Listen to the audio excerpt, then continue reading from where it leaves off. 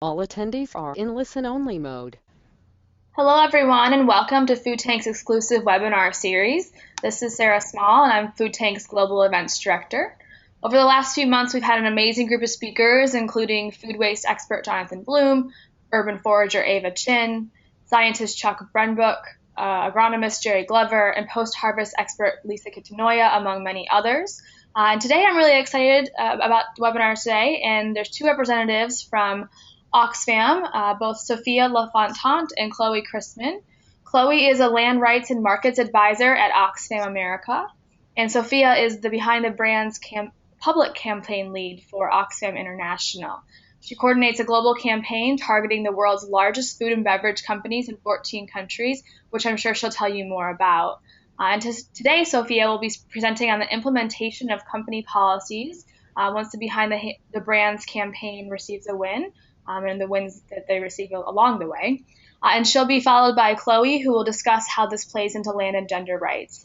Then we'll have about 15 to 20 minutes for a Q&A with our live audience. This webinar will be recorded and posted on foodtank.com afterwards.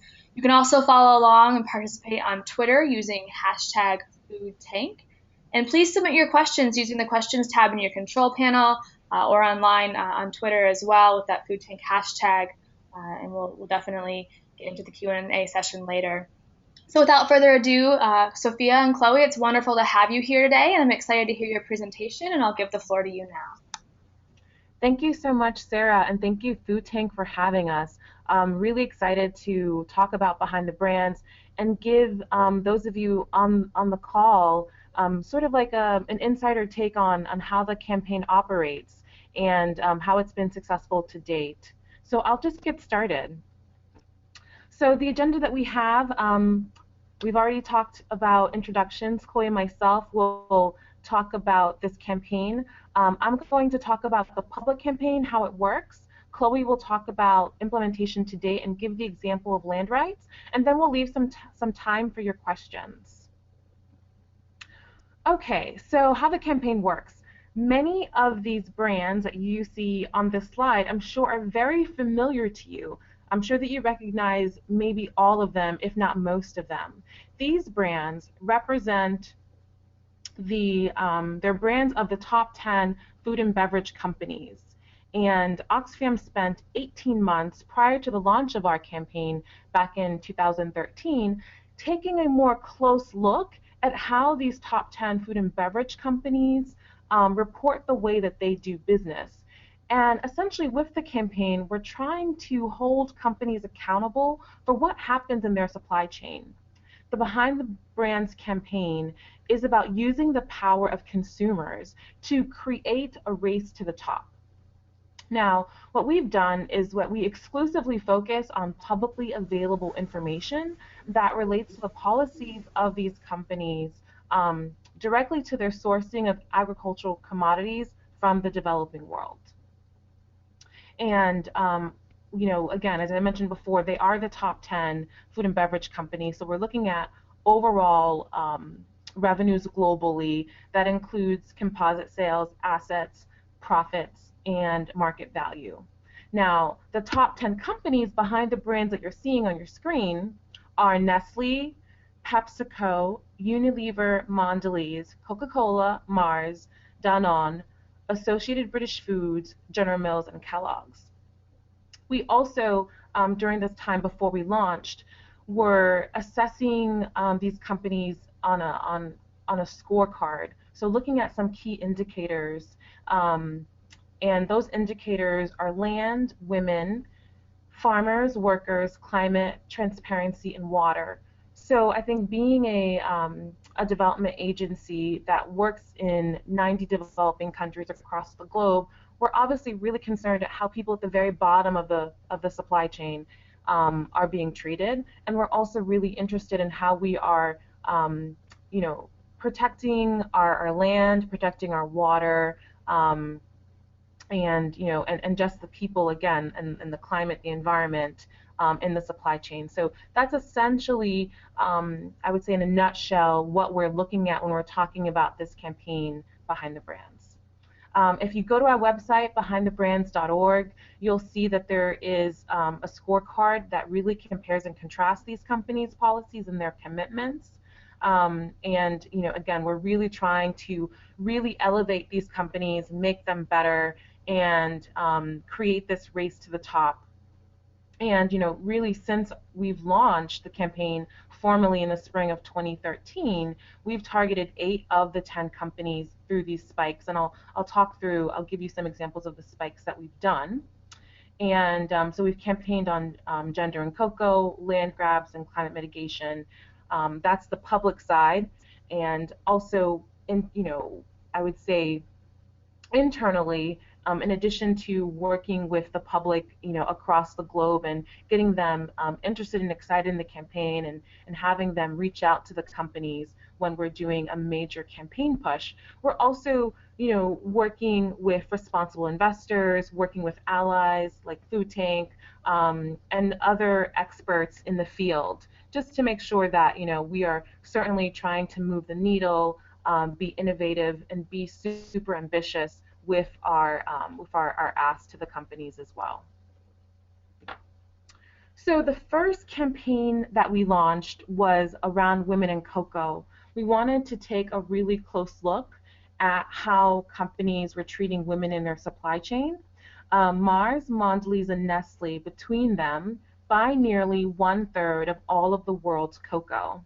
And the world's cocoa really comes from the region in West Africa. But obviously the people who are growing cocoa mostly live below the poverty line, and millions of those are women, actually. And we know that women really share greater burdens in terms of society for the upkeep of the household, the taking care of the children. And when we pay them fairly, we see that communities are able to really flourish and really thrive. So our ask to these 3 companies was, look at the way you're treating women through your supply chain, listen to what women have to say about how they're being treated, and act by putting policies in place that will protect women's rights and support and nurture their skills. After about 6 weeks of publicly campaigning on this issue globally and over 100,000 petition signatures to the 3 companies, we were able to get all 3 companies to commit to our campaign, which is super exciting. And what we've also been able to do is publish a roadmap, so that way our supporters and the general public can also look to see how the companies are doing when they're meeting their commitments.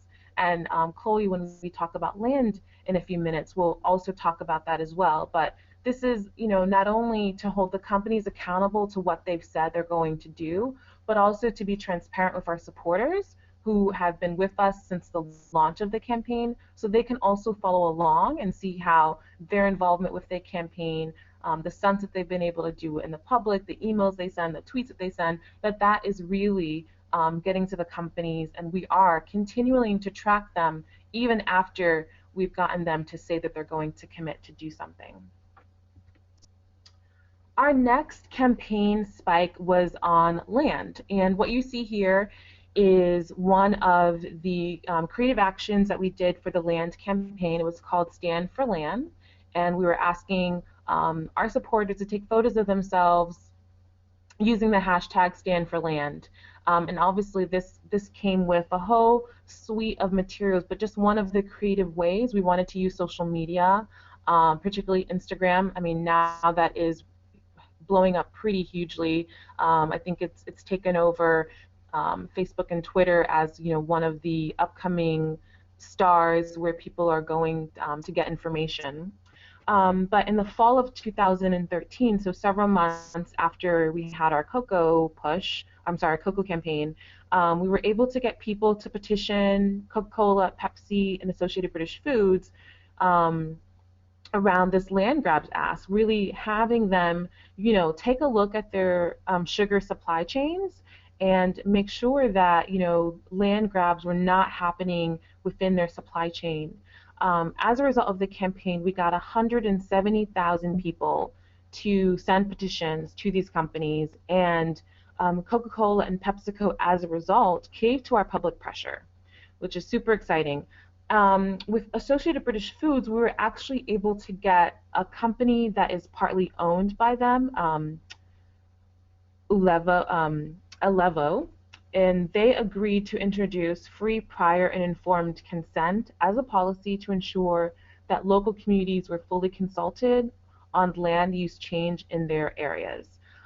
Also, since doing this land grabs campaign, we've also seen other companies follow suit. So, for example, last summer, I believe it was last August, Nestle also committed to a zero tolerance for land grabs in its own supply chain. And I think that's what we're talking about when we're talking about this race to the top, that if companies that have major influence, not only within their industry, but also with governments and other companies, if they're able to demonstrate that this is possible, I think it also helps other companies see that, okay, well, if someone like PepsiCo can do this, I certainly can do the same thing. So I think, this is an example of how we're trying to really create this race to the top and see companies in competition with each other to have the best policies, not only for people, but also for our planet. And then our third spike was on climate mitigation. And essentially our asks were to two companies. In this junction, we focused on Kellogg's and General Mills, two U.S. companies, Midwestern based, family oriented, when you think about your cereal for breakfast, things of that nature. But really, two companies that are very well known to the general public, particularly for their cereal brands, but also for their TV dinners and others and snacks, those things. But we wanted to reach out to Kellogg's and General Mills and ask them to cut their emissions. Not only did we want them to cut their emissions, we wanted them to tell us how they were doing it, and also to use their power to push, governments and also other companies to do the same.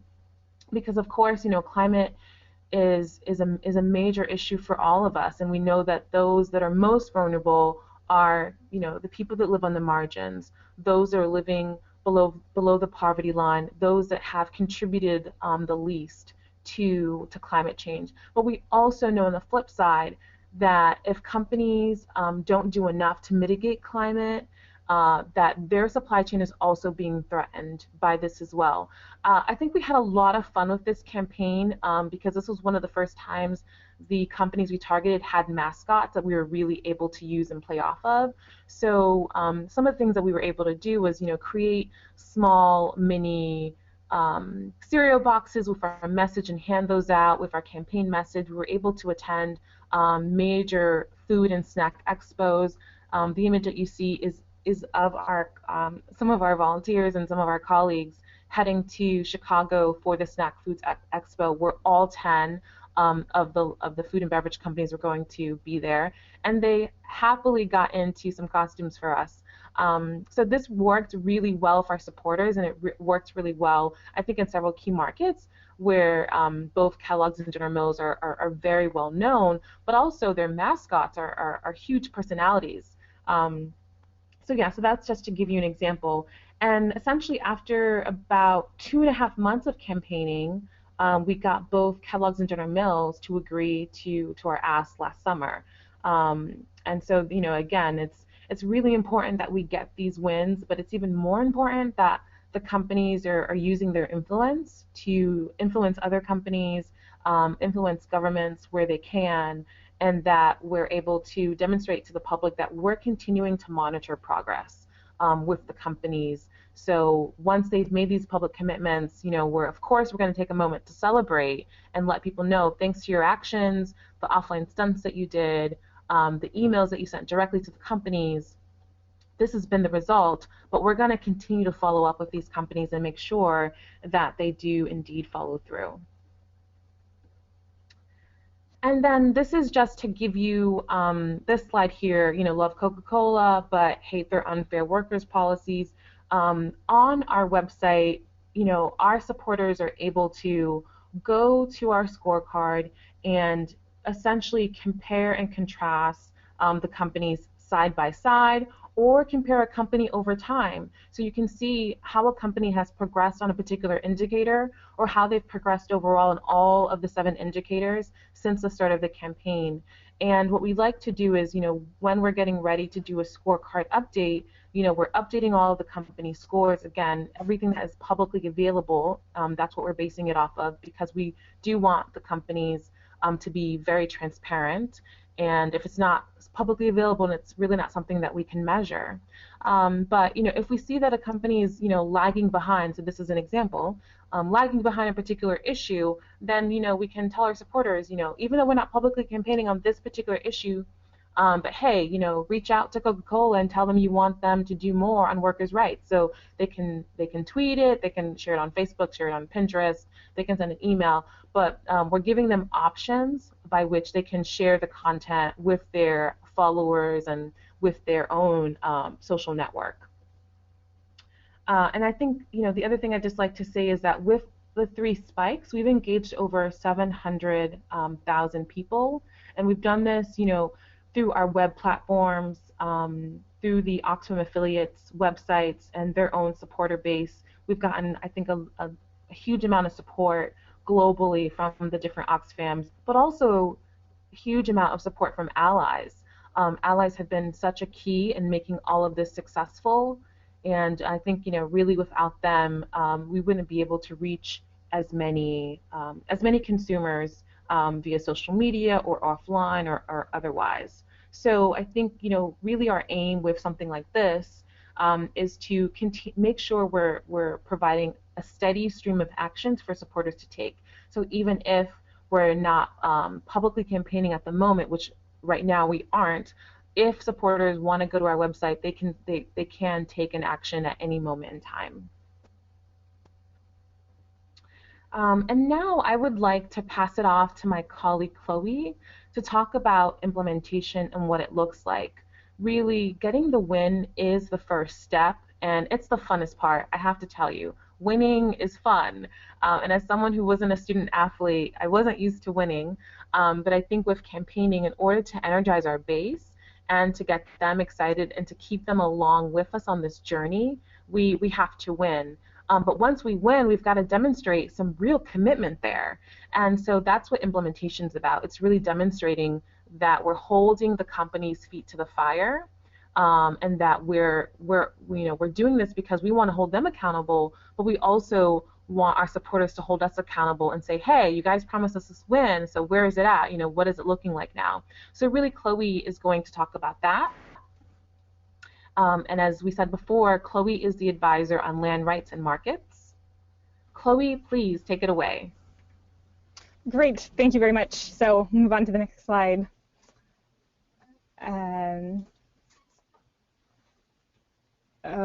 Yep, there we go. All right, so as Sophia rightly said, winning is, it's huge. It takes so much effort and so much coordination by allies and by supporters and activists, and it's fun work with the costumes, but it also creates huge new opportunities to engage with the companies, engage with civil society living in countries along these companies' supply chains.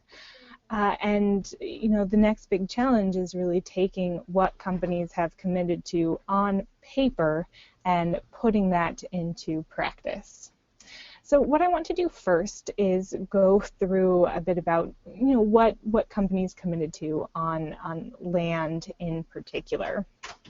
So as Sophia mentioned, we had Coca-Cola come out first with its land rights commitment in November of 2013, excuse me, just after the fall 2013 campaign we did on land targeting PepsiCo, Coca-Cola, and Associated British Foods on their land policies. Soon after, by spring of the next year, Pepsi made a similar commitment, and we've seen Nestle and Unilever also make similar commitments. And these commitments touch on kind of what the company needs to do in order to prevent and address land conflicts in their supply chains.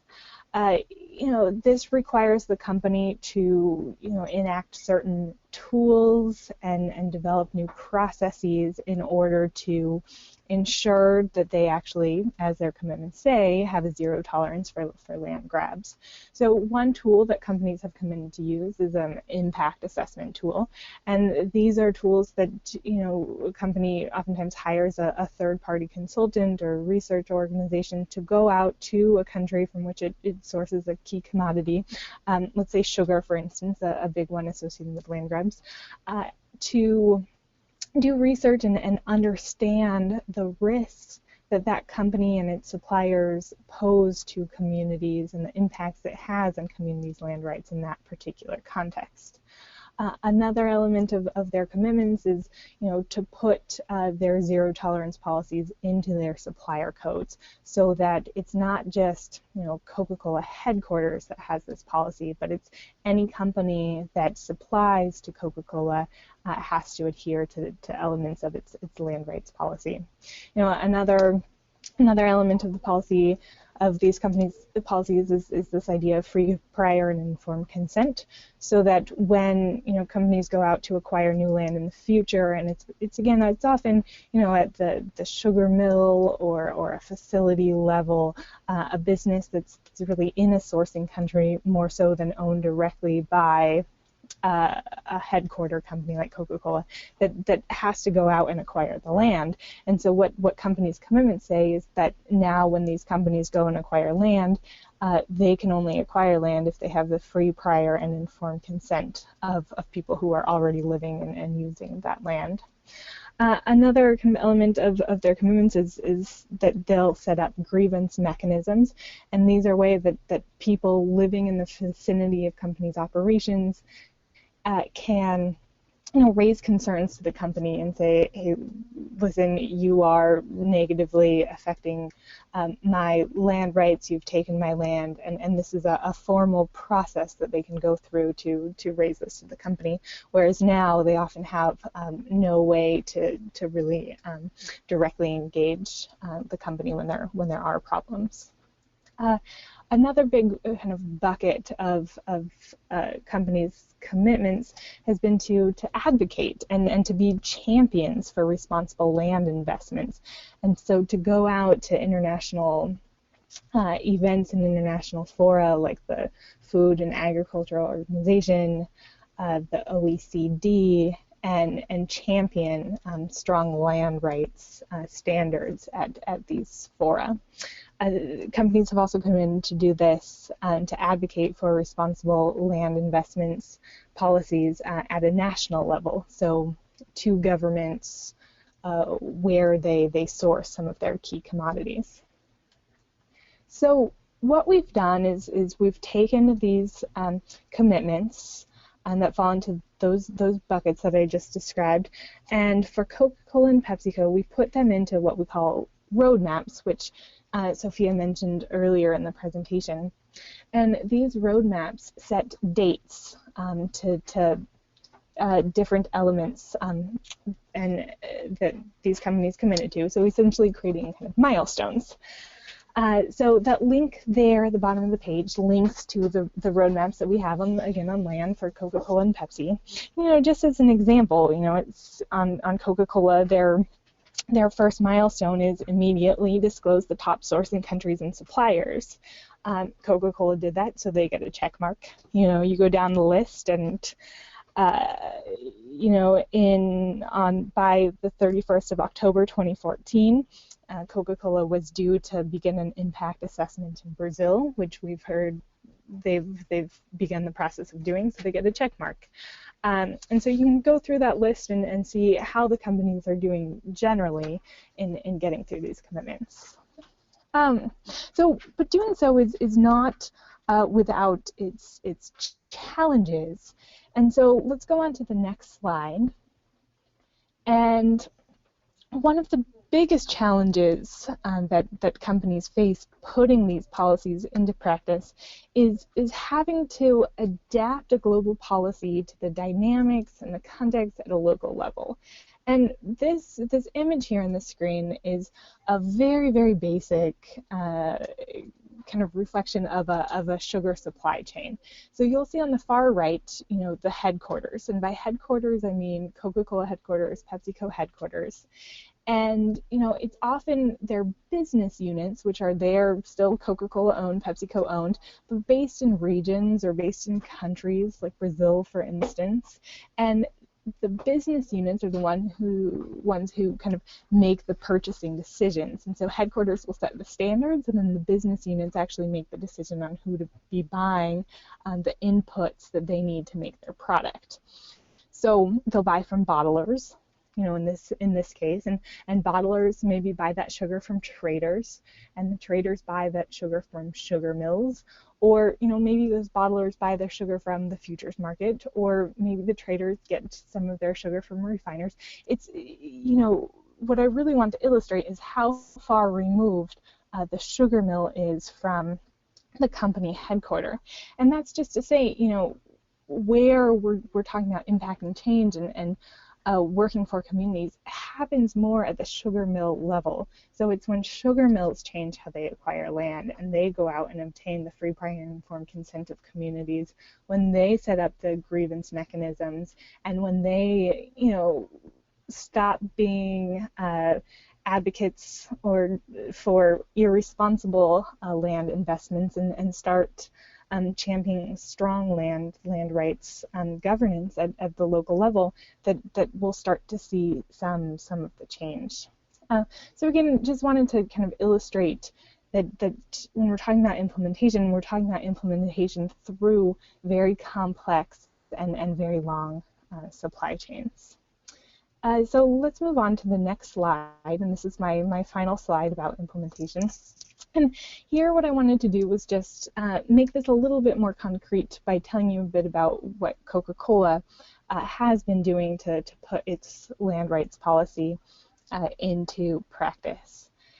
So in December of last year, Coca-Cola issued a blog post called Reflections on Our Land Rights Journey. And I've included the link to this blog post there at the bottom of the page. And Coca-Cola goes through many of the things that it's been doing, adding a bit more color to the check marks on the roadmap that we're providing. As one example, we know that Coca-Cola was on the hook from their own policy, a commitment that they made, to publish the results of impact assessments on land rights in Colombia and Guatemala by the end of 2014. And in the blog post, Coca-Cola explains that they were working on these and they decided to hold a convening with 25 land rights experts to help provide input on the process that they were going through to conduct these assessments. And based on feedback from those conveners, Coca-Cola decided to revise some of those studies. And so, it's the company communicating with us as external stakeholders and communicating with the public about the steps that they are taking and the lessons they're learning, because, again, implementation is quite challenging and requires learning and thinking through how to get that policy from the headquarters level to the sugar mill, that other stakeholders like civil society organizations and academic experts have a role to play in helping the company do that. And so that's what I wanted to illustrate there. And we also know from this blog post that Coca-Cola has been engaging its suppliers in Cambodia and Brazil on a couple of land grab cases that we at Oxfam highlighted in a report that we issued when we started the campaigning on land back in 2013 with these behind the brands companies. So we know that there's some action kind of going on that front also. And then Coca-Cola also lists some of the venues that it has been and speaking out for land rights, and advocating for responsible standards, including at the World Bank's Land and Poverty Conference last year, at the OECD Global Forum on Responsible Business Conduct, and some others. And I think that Coca-Cola was right to name their blog post a journey, because this is just the very, very, very beginning of their journey, and they have a lot of work to go before we can be sure that communities feel secure in their access to their land, and it's something that we're going to continue to follow up with diligently. If Coca-Cola or Pepsi or another company is not upholding its own commitment and taking the steps that they need to do to implement their commitments, there's always ways that we can kind of ramp up some pressure to make sure that they're living up to all of our expectations. So I want to leave it there and turn it back to you, Sophia. Thank you so much, Chloe. This reaches the end of our formal presentation, and wanted to open it up for any questions that people might have. Great. Thank you, Sophia and Chloe. That was a really informative presentation, and we do have a lot of questions from listeners. So for the next 10 to 15 minutes, let's get through as many as we can as possible.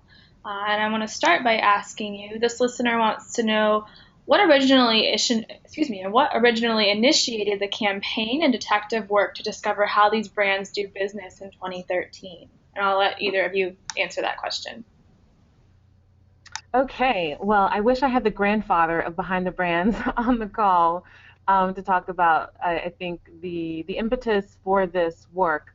Oxfam overall has been doing a lot of work with the private sector for many years now, and I think with any issue, whether we're no matter what we're working on, there obviously the issues are multifaceted, and there are multiple players, and I think our assessment at the time was that really if we focus on the role of the private sector in food and beverage, because as an organization we do care a lot about agriculture. We have I think a pretty long track record working with communities, working with agricultural communities, but we understand that food and beverage companies are major players, and they are shaping the way farmers grow food, how they, what they grow, how they grow, etc.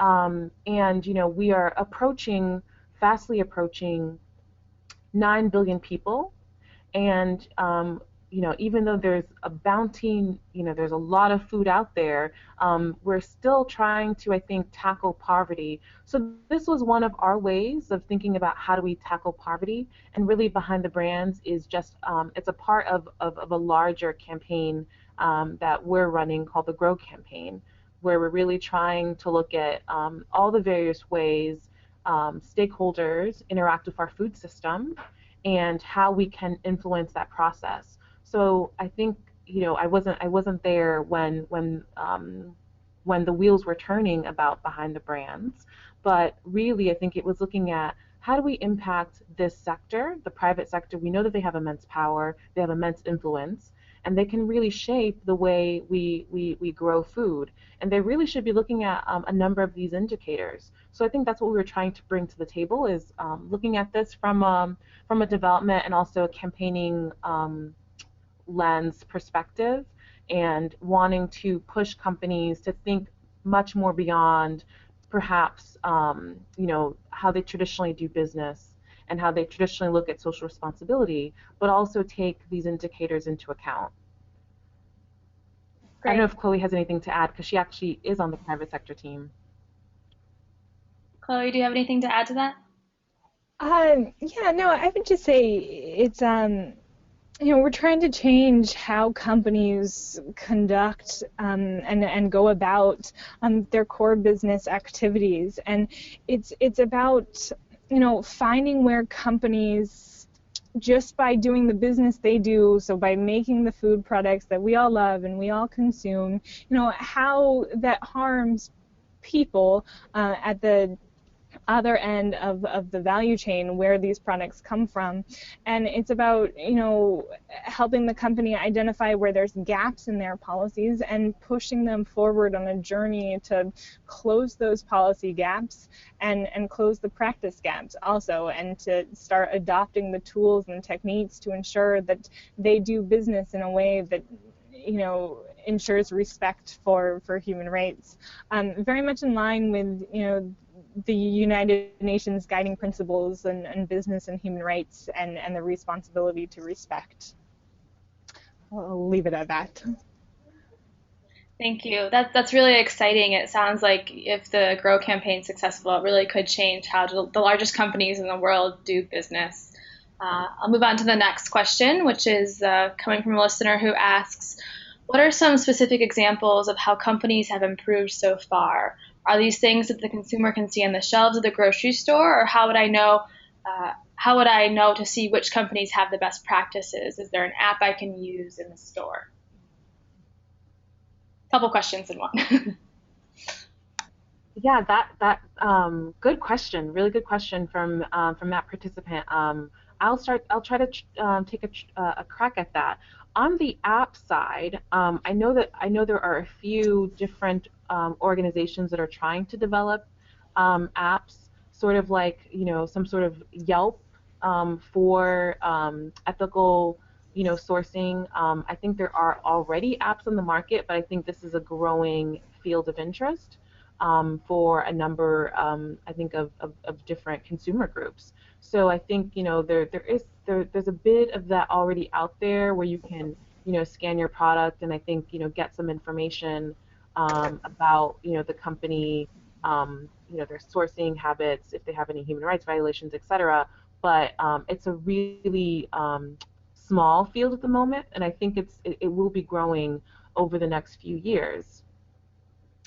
Okay, so and then I think the other part of the question was, how do we know companies are actively doing things? Well, for one, I think there's a number of different assessments that take place. Our scorecard is just one of those, and our scorecard is updated every 6 months.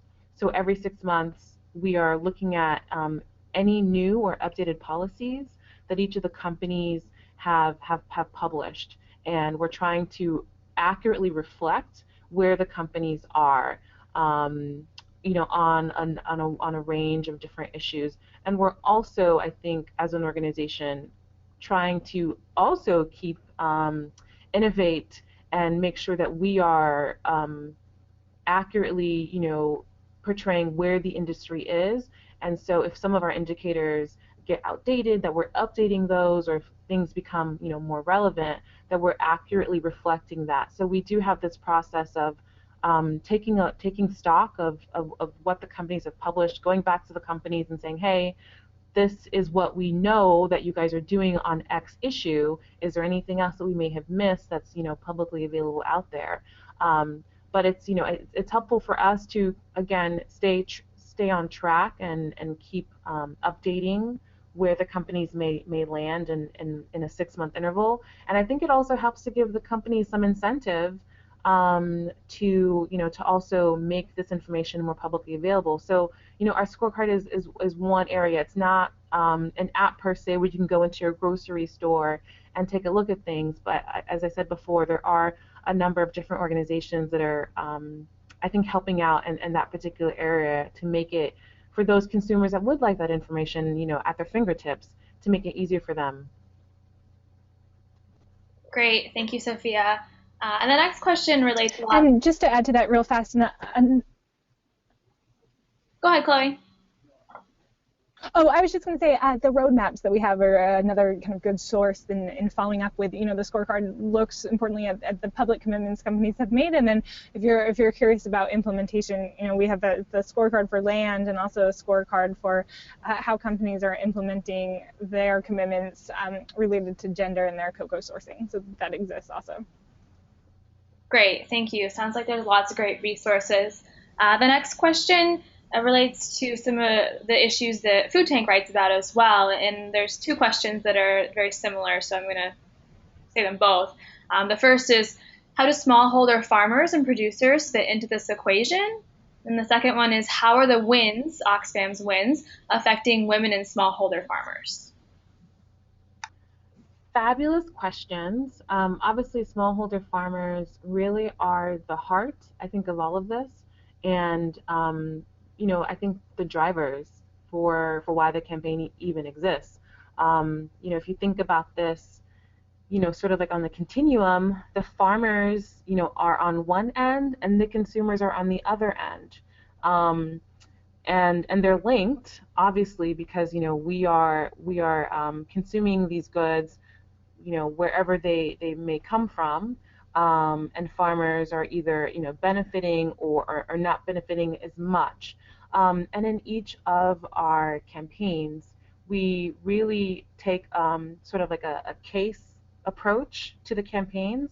So we're trying to find any hard-hitting evidence of missteps in the supply chain of the companies to link them to an issue.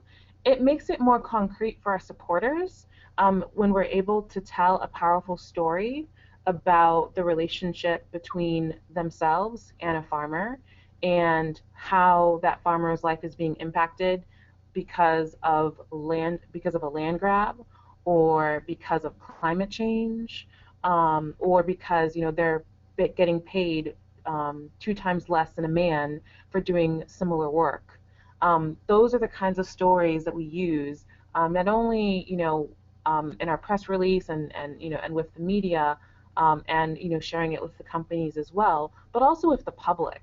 A huge, again, part of this is making this real for the ordinary consumer.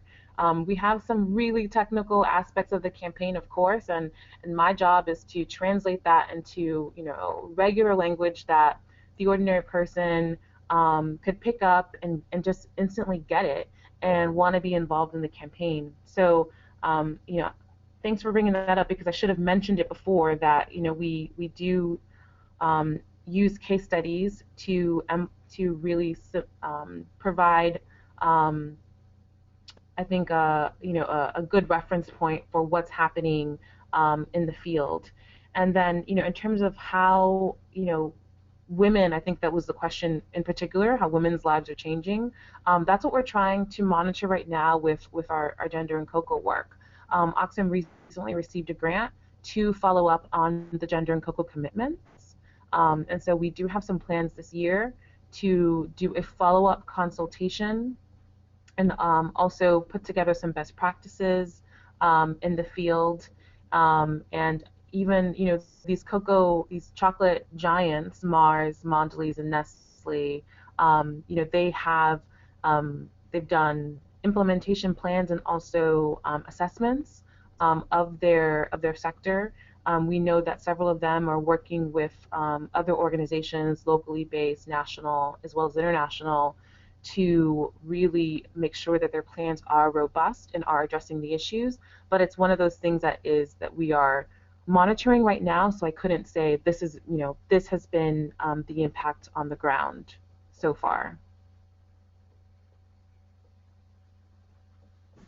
Great. And Sophia, you just mentioned how you connect farmers and consumers' stories who are on seemingly opposite sides of the spectrum. And Chloe, one of your slides, you had a nice picture of the staircase indicating different parts of the supply chain and kind of how separated certain parts might be. This next question is, in what ways do your campaign, Oxfam's campaign, your wins affect other parts of the supply chain? It looks like there's so many different moving parts, and how does each of those wins kind of affect all the different moving parts that do exist? Yeah, I can start us off with this question by giving an example of some of the ripple effects we've seen from our land rights commitments wins with these companies. As one just very concrete example, I was at an ethical or responsible sugar sourcing conference put on by Bonsucro, the certification system, late last year. And as part of Coca-Cola's commitment, it said that they would like their suppliers to join Bonsucro, and that by year, I believe it's 2020, they will only source Bonsucro certified or similar sugar, and that has created an effect in its supply chain where all of a sudden a whole bunch of different companies at other levels of the supply chain, so their bottlers, their sugar mills, etc., are coming to the table and exploring joining this organization and becoming Bonsucro certified, perhaps to start to address some of these complex issues. Multi-stakeholder initiatives like that, have their strengths, and there are ways that they can improve, but it's an example of how seriously headquartered companies, their suppliers are taking these commitments. I think earlier in the conversation, Sophia mentioned the sugar company Illovo, and it's an interesting case because Illovo is a subsidiary of the campaign target Associated British Foods, but Illovo is also Africa's largest sugar producer, and so necessarily, because of that, supplies to many of the other food and beverage companies. And they're starting to wake up to these land rights risks and impacts also. I think because we're getting these policy wins at the top. So I think we're going to see this happen more and more also as we get more ripples. It'll only grow, kind of a snowball effect, if you will. Yeah, I think if I could just add, last September, Ban Ki-moon called together a climate summit in New York, and we did see a number of the Big Ten companies make public statements to the effect of, climate change is happening. We need to do more. This is really important for us to take a leadership role. So we saw companies like Unilever, like Kellogg, like Nestle, making those commitments in a very public forum, and also joining advocacy organizations, which I think is another big piece of this in terms of moving the needle. It's wonderful when a company will take it on internally and begin that change process. It's also more impactful when they can be very public and out front about this, because I think it gives the movement that much more strength and momentum when they're making these public statements, and it does allow for this peer-to-peer pressure in order to take place. Obviously, groups like Oxfam, we play a role in influencing companies to make a difference, but really there is something really powerful about the peer-to-peer relationships, and I think we've even seen sometimes in our negotiations with companies that if they have a good relationship with someone else, their counterpart at another company, they're going to talk to that other company to get some advice. So I think we've also been able to see that with these public statements, we are able to get more and more companies on board. And I think that's one of the things we're also trying to track as well is, part of our theory of change is that we're creating a race to the top. We've got some concrete examples of that happening, as I mentioned before, with the land case, because these companies, because particularly Coca-Cola and PepsiCo made the move, we then saw almost a year later, Nestle and Unilever do the same thing. So being able to monitor this and to see, is this really happening, and is this in fact what's helping us to make this change? I think it is a series of actions, but there is a bit of power in companies influencing one another and speaking out as well to make the changes, I think, really become concrete. Great, and I think we have time for just one more question. It sounds like social media, both through its reach and its power, has really played into the success of some of these campaigns. And the next question is, what is the number one thing the consumer can do to make companies more transparent related to Oxfam's campaigns? Well, I think what we've learned is that companies really do care what consumers think. Their brand is really everything to them. And sometimes when you have a public relations nightmare, it's really difficult for some of the brands to bounce back. So they really guard their brands, I think, very closely. The brands are priceless in that regard. It's really important to them. And so if the consumer is talking to their own social network about what companies are doing, if they're hearing from consumers that they would like certain policies to change, I think companies really do take that to heart. And I think we've really found that with this campaign, without public pressure, there is absolutely no doubt in our minds that we would be able to get the companies to move. And we do play, I think, we balance this out quite a bit with negotiating with the companies quietly. Internally, we do have folks at Oxfam that are liaisons with the companies, and we take sort of like a carrot and stick approach, where we also let them know that our supporters are fired up and they are ready to go, and you will be hearing from them. So I think writing letters to companies, calling them, tweeting something on social media, those are or writing on their Facebook pages. We've seen just from taking a tactical approach to and how we approach some of these companies, and trying to figure out where are they vulnerable on social media, where are they not. Not all companies are vulnerable on social media. We saw that with Associated British Foods. They really don't have a cohesive brand presence. So tackling Associated British Foods didn't work so well in that regard. But when we picked off one of their brands, Twinings, then we were able to see some movement with the campaign.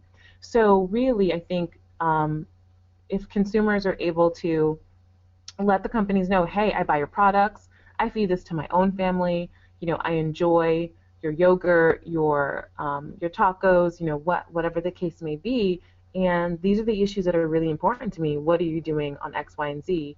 That does matter. I really firmly believe that we cannot discount our power as consumers. We typically have two kinds of powers. It's our political power and it's our consumer power. And with companies, we've got to demonstrate that consumer power. So I would say that to date we've had over 700,000 people take action on the campaign, and that has really moved companies. And it doesn't take 700,000. It really doesn't take 700,000 people to move a company. Sometimes it takes 100,000. Sometimes it's 140 or 170. But really, when they start to feel the heat, particularly in markets that they care about, the United States being a very huge market for them, that really, again, it really does matter. So sorry if I sound like a broken record, but I think really consumers demonstrating that they care about an issue, being willing to write, call, tweet, or just share a blog with their social network, those are the things that the companies do make note of. Thanks, Sophia. And those are things that one of your slides mentioned, 2 seconds, 5 seconds, 2 minutes, that's all it takes out of your day. So that's really helpful. Chloe, do you have anything else to add? No, I think Sophia did an excellent job with that question. Thank you. Great. Well, Chloe and Sophia, thank you again for participating, and thank you to all of our listeners for sending in their questions. It truly was a pleasure having both of you here today. I just want to let everyone know that they should stay tuned for our next webinar, which will be posted on foodtank.com. And the recording and the slides from this presentation will also be posted on foodtank.com later today. Thank you again to everyone, and have a great rest of your day.